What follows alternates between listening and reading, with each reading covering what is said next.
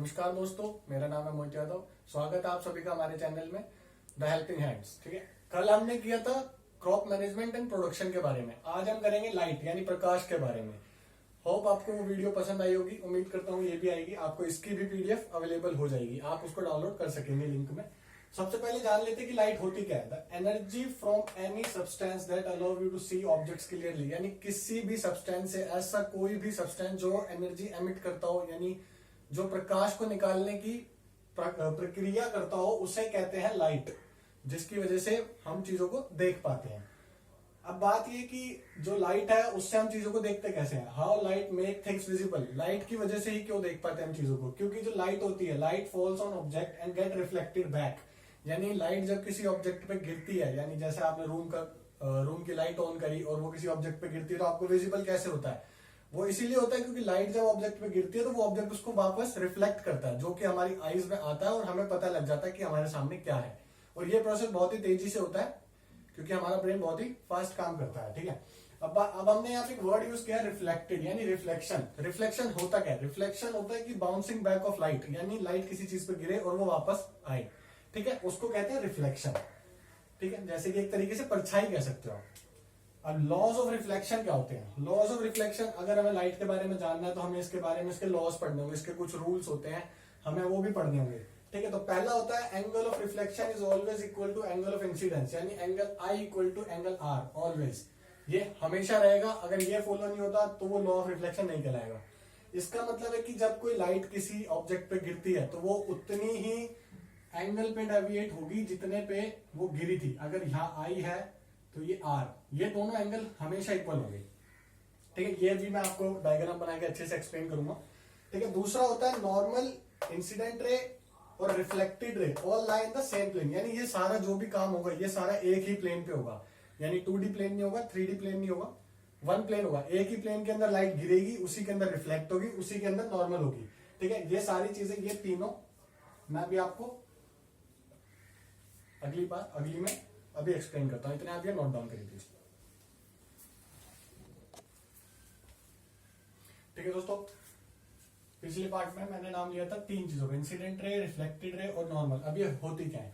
ठीक है, incident ray जो होती है वो होती है the light which strikes any surface, यानी अगर हमें डायग्राम के जरिए समझे हम इसको, तो ये तो नॉर्मल है।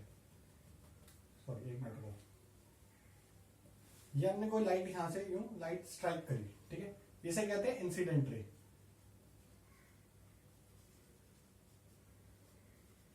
जो लाइट हमने फेंकी है रिफ्लेक्ट होने के लिए। ठीक है, ये लाइट किसी एंगल पे रिफ्लेक्ट हो जाएगी, ये जो भी एंगल होगा, इसे कहेंगे रिफ्लेक्टेड रे।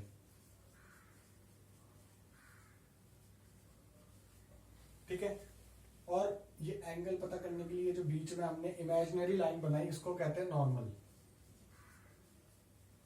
ये हमेशा परपेंडिकुलर बनाएगी सरफेस के साथ। ठीक है, ये सरफेस कुछ भी हो सकता है, ये मिरर हो सकता है, जैसे कि इमेज बनती है, इमेज पे लाइट पड़ती है, सॉरी मिरर पे लाइट पड़ती है तो हमारी इमेज उसमें दिखती है। जो इंसिडेंट रे के साथ जो एंगल बनेगा उसको एंगल आई कहेंगे, और जो रिफ्लेक्ट होने के बाद नॉर्मल के साथ जो एंगल बनेगा उसको एंगल आर कहेंगे। जैसा कि पिछली बार मैंने लिखा था, angle I is equal to angle R always. ये हमेशा इक्वल होगा, यानी जितने एंगल पे लाइट फेंकोगे वो उतने ही एंगल पे रिफ्लेक्ट होगी। ठीक है, नॉर्मल के जरिए नॉर्मल बनाई जाती है। तो इंसिडेंट रे होती है लाइट स्ट्राइक्स एनी सरफेस, यानी जो लाइट किसी सरफेस को स्ट्राइक करे उसे कहते हैं इंसिडेंट रे। ठीक है, रिफ्लेक्टेड रे होती है द रे that comes back from the surface, जो सरफेस से वापस आई। ये हमने दी थी सरफेस को, ये सरफेस अब हमें वापस कर रहा है, तो इसको कहेंगे रिफ्लेक्टेड रे। ठीक है, normal, the line making 90 degree angle where the incident ray strikes the mirror. जहां पे इंसिडेंट रे स्ट्राइक करती है मिरर को, वहां पे हम एक 90 डिग्री की लाइन बनाते हैं जिसको कहते हैं नॉर्मल। ठीक है, ये इसीलिए बनाई जाती है जिससे कि हम एंगल पता कर सकें। ठीक है दोस्तों, आप इसको नोट डाउन कर सकते हैं। ठीक है दोस्तों, अभी हमने पढ़ा था एंगल्स के बारे में कि angle I equals to angle R, और सारे ही सेम प्लेन में। ठीक है, अब एक नोट है कि the image form will be at the same distance as the original, यानी जब भी कोई इमेज बनेगी किसी मिरर में तो वो हमेशा सेम डिस्टेंस पे होगी, यानी जितने भी ये ओरिजिनल है, मान लो ये आप खड़े हो, मिरर है ये। ठीक है, इसे मिरर है, ये मिरर, और ये है इमेज। ठीक है। तो जितने डिस्टेंस पे ओरिजिनल इमेज होगी उस डिस्टेंस को कहते हैं यू, ठीक है।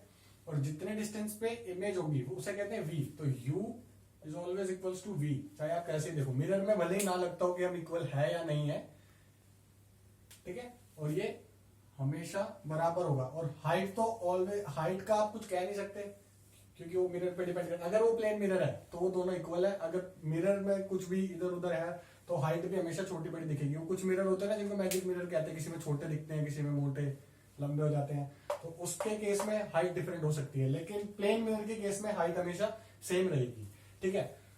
जब आपने नोटिस भी किया होगा कि जैसे मिरर के अंदर आप खड़े हो तो आप जब अपना लेफ्ट हैंड ऊपर करते हो तो आपको लगता है जैसे कि अगर उसकी साइड से देखो, इमेज की साइड से, तो आपको लगेगा जैसे जो इमेज है उसका वो राइट हैंड है। तो उसको कहते हैं लेटरल इन्वर्जन, यानी उल्टा हो जाना।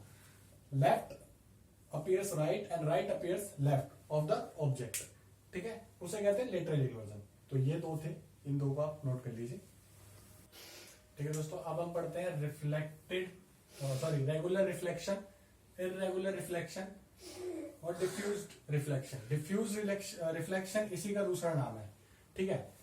रेगुलर रिफ्लेक्शन क्या होता है? When all parallel raise reflected back parallel. इसका मतलब है कि कोई प्लेन सरफेस है, ये हमेशा प्लेन सरफेस पे होगा, ठीक है। प्लेन सरफेस है, आपने इस पे काफी सारी रेज फेंकी, ठीक है, आपने काफी सारी डाल दी, और ये सारी की सारी जब पूरी पैरेलल एज इट इज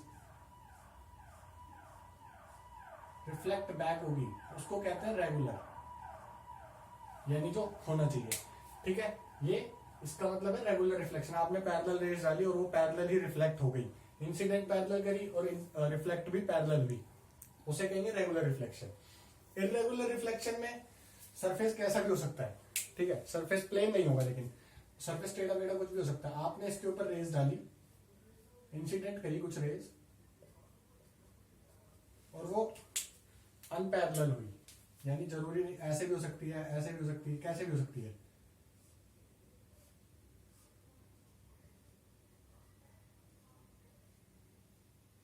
यानी वो जैसे आई थी वैसे ही नहीं गई, तो वो कहेंगे, उसको कहेंगे इर्रेगुलर रिफ्लेक्शन, ठीक है। डिफ्यूज्ड रिफ्लेक्शन भी इसी का नाम है, क्योंकि ये सरफेस प्लेन नहीं होता। अगर सरफेस प्लेन होगा तो रिफ्लेक्ट बैक होगी, आप ट्राई भी कर सकते हैं इसको मिरर पे। लेकिन अगर सरफेस टेढ़ा मेढ़ा है, यानी वो स्मूथ नहीं है या फिर बहुत ही ऊपर नीचे है, तो ये रिफ्लेक्ट पैरेलल नहीं होगी, ठीक है। अब इसका एक पॉइंट है, ये नोट करने लगे, एग्जाम में पूछा भी जाता है। Diffused reflection does not mean the failure of law of reflection. इसका मतलब है कि कई बार पूछ लेता है कि does the diffused reflection is the failure of law of reflection. नहीं, ऐसा नहीं है, क्योंकि जो भी इंसिडेंट रे, रिफ्लेक्टेड रे और नॉर्मल है वो सेम प्लेन में होती है। अगर ये सेम प्लेन में ना हो तो ये फेलियर माना जाएगा, क्योंकि ये आप देख सकते हो ना, क्योंकि ये सारी ना एक ही प्लेन में रिफ्लेक्ट हो रही है।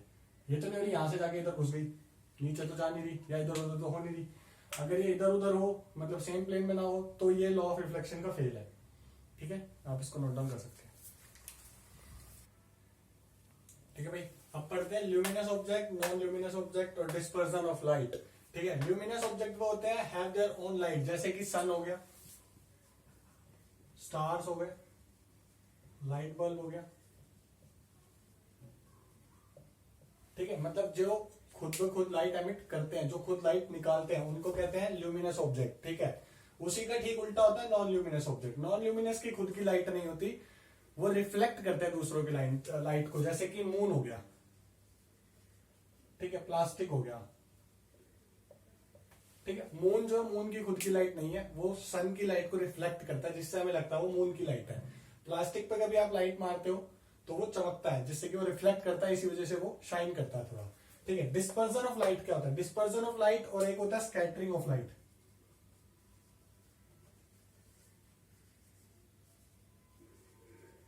दोनों में फर्क है।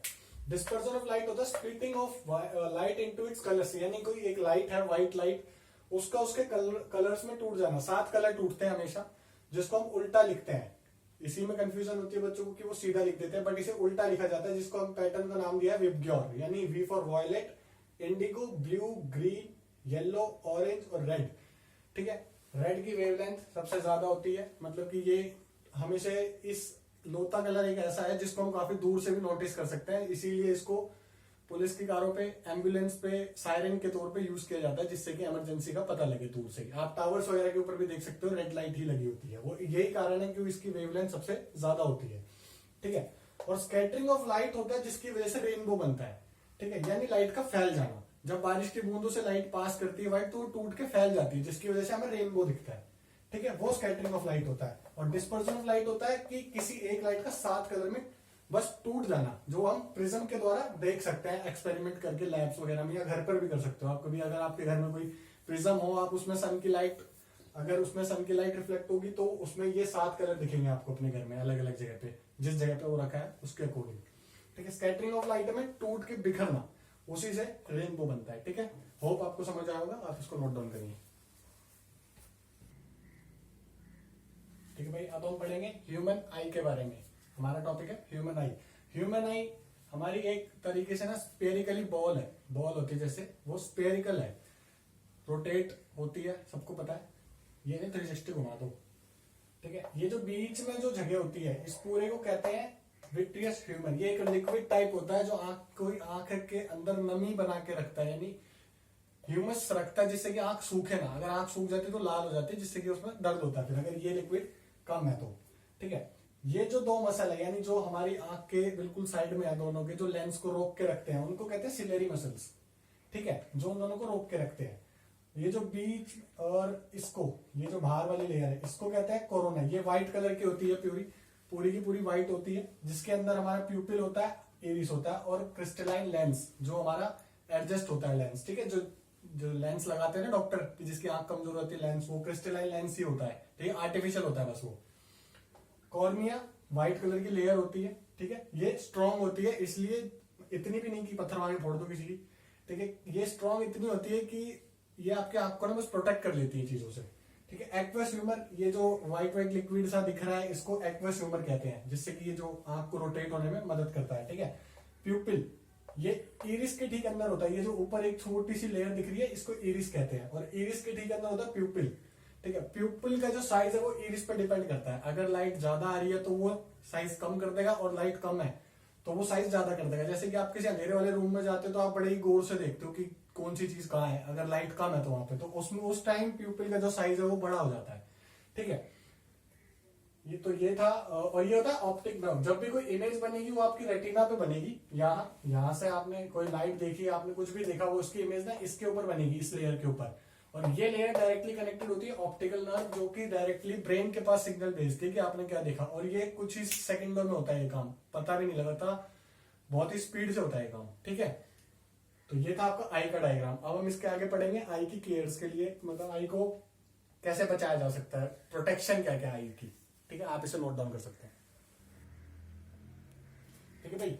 अब एक बात और, इरिस जो है वो आपकी आई के कलर पे डिपेंड करता है। मतलब इरिस जो है वो उसके हाथ में होता है कि आपकी आंख का कलर कैसा होगा। कुछ लोगों की नीली होती है थोड़ी सी, कुछ की ब्राउन होती है, कुछ की पूरी ब्लैक होती है। पूरी ब्लैक तो किसी की नहीं होती, हल्की सी ब्राउन जरूर होती है वो, ठीक है। जो भी आपकी आंख का कलर है, किसी भी इंसान की आंख का जो कलर है वो इरिस के ऊपर डिपेंड करता है, ठीक है। अब हम पढ़ेंगे ब्लाइंड स्पॉट के बारे में। The point of entry of the optical nerve on the retina. Retina के ऊपर जो रेटिना जो है वो ऑप्टिकल नर्व से डायरेक्टली कनेक्टेड होता है। उसके ऊपर एक पॉइंट बनता है, एंट्री पॉइंट, जहां से इमेज अंदर जाती है। वहां पे एक स्पॉट हो जाता है ब्लैक कलर का। आपने मूवीज आप सब देखते होंगे, आपने वॉर मूवी देखी होगी। वॉर मूवी के अंदर उसकी जो टाइगर श्रॉफ होता है, उसकी राइट आंख जो है वो एक ब्लाइंड स्पॉट होती है, मतलब उसके यहाँ इंसान खड़ा होता है और उसको दिखता नहीं है, उसे कहते हैं ब्लाइंड स्पॉट। मतलब आपके साइड में होना और इतना अमाउंट नहीं आ पा रहा कि आप साइड को देख सको, ठीक है। जैसे कि कार है, रोड पे यहाँ पे एक कार चल रही है, इसका साइड मिरर होता है।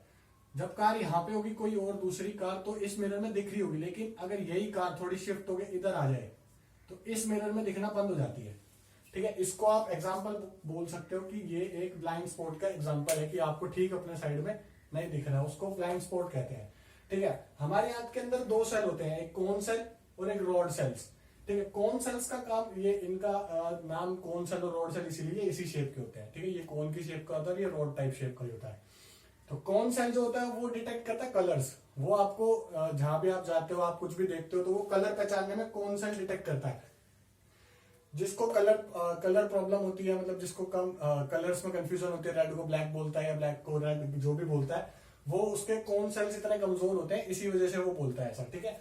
और जो रोड सेल्स होते हैं वो आपको लाइट, लो लाइट के अंदर विजन देते हैं, यानी आप किसी अंधेरे वाले कमरे में जाते हैं या किसी डार्क रूम प्लेस में जाते हैं तो वहां पे जो आपको विजन मिलता है वो उसको ये मदद करता है। जिसकी आंखें पूरी सही है उसके लिए ये बहुत सही तरीके से काम करता है, उसको अंधेरे में भी काफी कुछ अगर वो देखना चाहे कंसंट्रेट करके तो वो देख लेता है, ठीक है। तो ये 2 सेल्स थे और ये था। यहाँ आपका ह्यूमन आई का टॉपिक खत्म होता है, लेकिन अभी आप इसके बाद प्रिकॉशंस क्या क्या है, ठीक है, कि आंख को आप कैसे बचा सकते हो। आप देखो कुछ तो ऐसा है कि जैसे आप जानते भी हो चीजें, जैसे आपको अगर अपनी आंख को सेफ रखना है तो बार बार उसको रब ना करें। अगर आपको लगता है उसके अंदर कोई डस्ट पार्टिकल चला गया तो आप जाके उसको साफ पानी से वॉश करिए अच्छे से, ठीक है। फ्रिक्वेंटली वॉश करते रहिए टाइम टू टाइम, जिससे कि आंखें साफ भी रहे। और हो सके तो किसी डॉक्टर से प्रिकॉशन लेके आप उसमें आई ड्रॉप्स भी डाल सकते हो, जिससे कि आपकी आंख क्लीन रहे, ठीक है। किसी भी लाइट को, लेजर लाइट वगैरह डायरेक्ट आंख में ना मारे किसी की, या फिर उसको डायरेक्टली टॉर्च वगैरह को डायरेक्टली ना देखें, क्योंकि वो आपके रेटिना को डिस्टर्ब कर सकती है एक तरीके से, मतलब उसको खराब कर सकती है, जिससे कि आपको कलर ब्लाइंडनेस हो सकती है, ठीक है। और तो ज्यादा कुछ प्रिकॉशंस है नहीं, आप बस अपनी आंख का ख्याल रखें, और क्या, इनको नोट कर लीजिए,